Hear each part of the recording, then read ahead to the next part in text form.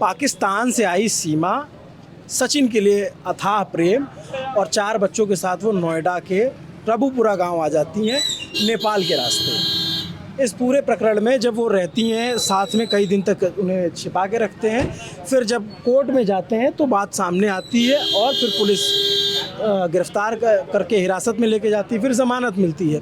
और जो ज़मानत मिलती है वो ज़मानत दिलाने वाले वकील साहब हेमंत कृष्ण पराशर जी हैं। ठीक ना, परिचय दिया आपका मैंने? जी।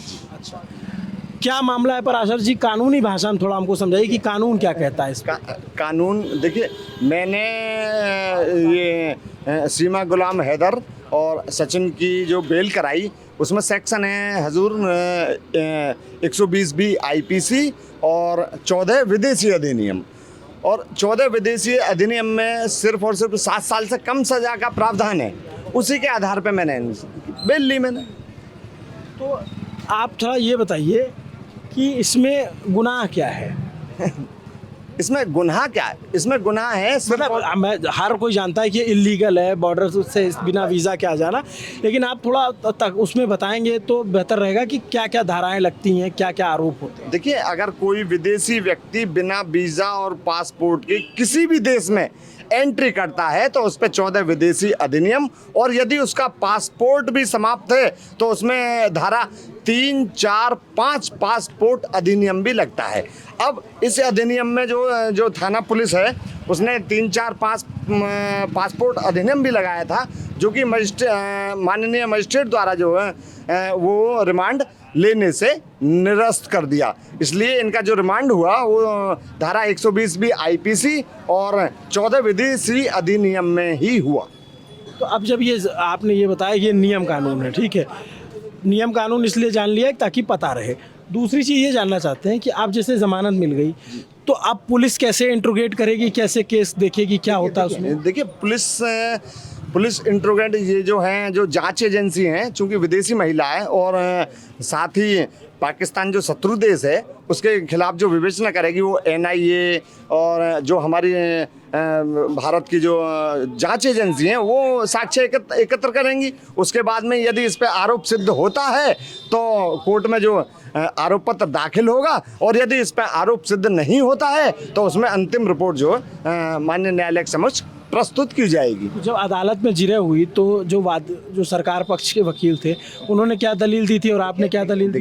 देखिए, सरकार पक्ष का तो कोई भी वकील है तो वो तो हमारी जो जमानती अपराध भी हैं उनमें ही विरोध करेगा। मान लीजिए कोई भी जमानती अपराध भी उनमें विरोध करेगा, पर चूंकि हमारे जो ग्राउंड थे उनके तहत माननीय न्यायालय ने हमारी बेल स्वीकृत करी। अच्छा, तो आप जैसे अब आपने जमानत करा ली, क्या आगे की कानूनी प्रक्रिया क्या है? क्या इनको वापस डिपोर्ट किया जा सकता है? क्या संभावनाएं हैं? देखिए सर, डिपोर्ट करना और यहीं रखना हमारे बस की बात, मतलब हमारे संज्ञान, मतलब हम नहीं कह सकते इसको, संज्ञान नहीं, हम कह नहीं सकते। ये भारतीय गवर्नमेंट और पाकिस्तान गवर्नमेंट के ऊपर ही निर्भर है कि वो उनको डिपोर्ट करें या उनको अपने यहाँ लें, वो उनकी बात है, राष्ट्रीय बात है। नहीं, वो बात ठीक है आपकी। जैसे हर देश का अपना कानून होता है, जैसे यूरोप में अगर आप इलीगल तरीके से किसी देश में चले गए, आपका वीज़ा एक्सपायर कर गया, आप छिप के रह सकते हैं, लेकिन जब पकड़े जाते हैं तो वो उस देश को वापस भेज देता है। लेकिन यहाँ थोड़ा केस उल्टा है। देखिए अभी यहाँ करीब 2-3 महीने पहले यहाँ नाइजीरियन व्यक्ति भी पकड़े गए थे। हाँ। उनको भी जमानत मिल गई, पर लेकिन नाइजीरिया के लिए इतना तो ये हाईलाइट नहीं हुआ मामला, इसी सीमा के लिए क्यों हो रहा है?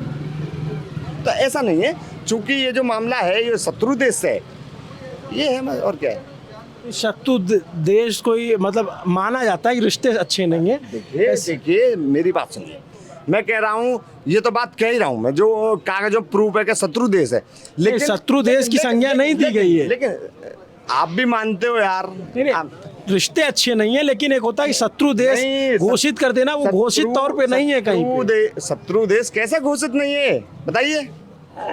शत्रु देश है हमारे। अच्छा, कहाँ पे आपको पता चला शत्रु? यार ये बात मुझसे, मैं आपको डिटेल में कभी जब आएंगे आप मेरे पास तो मैं सारी चीज़ समझाऊंगा। लेकिन चूंकि ये पाकिस्तान से संबंधित, चलो मैं आपकी मान रहा हूँ शत्रु देश नहीं है, पर लेकिन अब इसको सीमा और सचिन के एंगल को प्यार से जोड़ा जाए तो पाकिस्तान गवर्नमेंट का भी ये बनता है कि वो सीमा को यहीं छोड़े। अच्छा, आप लोग, आप एज अ वकील और आप मुवक्किल जो हैं, तो आप तो उनके फेवर की बात करेंगे? नहीं, मैं फेवर की बात बिल्कुल नहीं कहूँगा। यदि सीमा गुलाम हैदर से संबंधित कोई जासूसी एंगल पाया जाता है तो मैं उसका फेवर क्यों करूँगा? मैं भारत का नागरिक हूँ और यहाँ जो व्यक्ति खड़े हुए सारे भारत के नागरिक हैं और भारत की सुरक्षा करने का हमारा सबका अधिकार है। तो यदि जासूस है तो हमारा उससे कोई लेना देना नहीं, उसको सजा दिलवाएंगे हम नहीं। जो हमारी राष्ट्रीय सुरक्षा एकेडमी है वो सजा दिलाने का काम करें। एजेंसी जी, मैं ये कह रहा हूँ कि दोनों एंगल है। मैं आपकी बात से सहमत हूँ कि भाई जांच एजेंसियों की निगरानी में मामला होगा ही, और एक प्यार और एक मानवीय संवेदना की भी भावना है, वो भी है, दोनों चीज़ें। मेरा आपसे बस ये समझने की कोशिश थी कि इसमें कानून क्या कहता है, तो उस पर आप कह रहे हैं कि आपको उतनी बहुत ज़्यादा इसके बारे में देश के विवेक पे आप छोड़ रहे हैं, ऐसा आप कह रहे हैं? नहीं, देश के विवेक पर क्यों छोड़ देंगे? कानून भी है ना, कानून भी है। अब सीमा का जो कहना, आप हो सकता है आप उनका इंटरव्यू लेकर आए हों कि मुझे मार देंगे। थ्रेट है, लाइव थ्रेट है जी, लाइव थ्रेट है, जीवन को संकट की बात है। मैं हाँ, क्योंकि सीमा, मैंने जैसे देखा है, चैनलों पर देखा है कि सीमा ने ये कहा कि मुझे मार देंगे। मैं नहीं कहता, हो सकता है कि यदि पाकिस्तान की ये जासूस है और वो वहाँ पाकिस्तान में चली जाती है तो क्यों मारेंगे पाकिस्तानी उसे? और यदि ये एंगल इसका प्यार का है तो हो सकता है कि उसकी डेथ हो।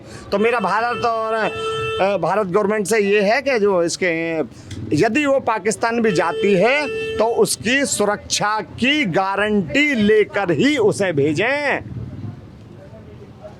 दोनों मसला है, जांच का भी मसला है और जो एक सुरक्षा चूक का भी मसला है। जैसे कुछ लोगों ने कहा कि अगर इस तरीके से कोई पाकिस्तान से इंडिया आ सकता है तो ये कोई भी आ सकता है। ये तो मान लीजिए कि अगर ये केस है और ये प्रूफ अगर हो जाता है कि नहीं ये मोहब्बत में किया गया और शादी, जहाँ तक ज़्यादातर लोगों का यही मानना है, तो अगर ऐसा है तो फिर भी ये सवाल तो है कि अगर कोई भी पाकिस्तान से उस रास्ते आ सकता है तो ये सिक्योरिटी का चैलेंज हो सकता है। दूसरा ये जासूसी का एंगल है जिसकी बात वकील साहब कह रहे थे। तो ये सब पे जांच होगी और जांच में जो साबित होगा उस हिसाब से विधि सम्मत कार्रवाई होगी।